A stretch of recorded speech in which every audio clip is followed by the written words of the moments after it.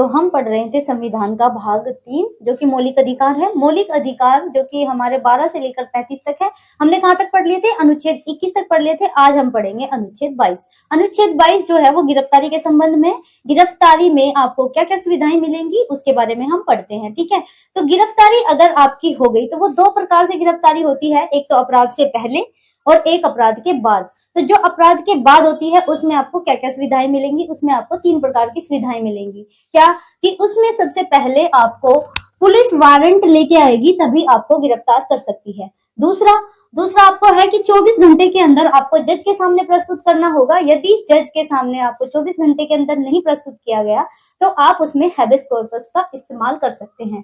तीसरा, आपको अपना मनपसंद वकील चुनने का अधिकार होगा। आप अपने मन का पसंद का वकील चुन सकते हैं। अगर आपकी स्थिति नहीं है कोई महंगा वकील करने की तो सरकार आपको एक सरकारी वकील देगी। ठीक है, तो दूसरा होता है हमारा निवारक निरोध जो कि अपराध से पहले होता है। अपराध से पहले किसको गिरफ्तार किया जाता है? जिससे मतलब देश को खतरा हो, जैसे कि कोई नेता भड़काऊ भाषण दे देते हैं या फिर कोई खतरनाक मुजरिम है उसको, जैसे कि चुनाव से पहले किसी को गिरफ्तार कर लिया जाता है तो वो इसी अनुच्छेद 22 के तहत किया जाता है। ठीक है, जैसे कि कश्मीर में धारा 370 लागू हुई थी तो वहां के कुछ खास नेताओं को नजरबंद कर दिया गया था।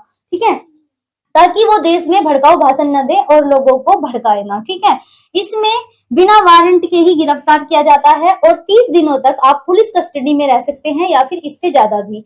ये जो काम करता है ये बिल्कुल 1919 का जो रोलेट एक्ट था उसके तहत ये काम करता है। कोई अपील नहीं, कोई दलील नहीं, कोई वकील नहीं। ठीक है, ये हो गया अनुच्छेद 22। इसके बाद पढ़ेंगे हम अनुच्छेद 23।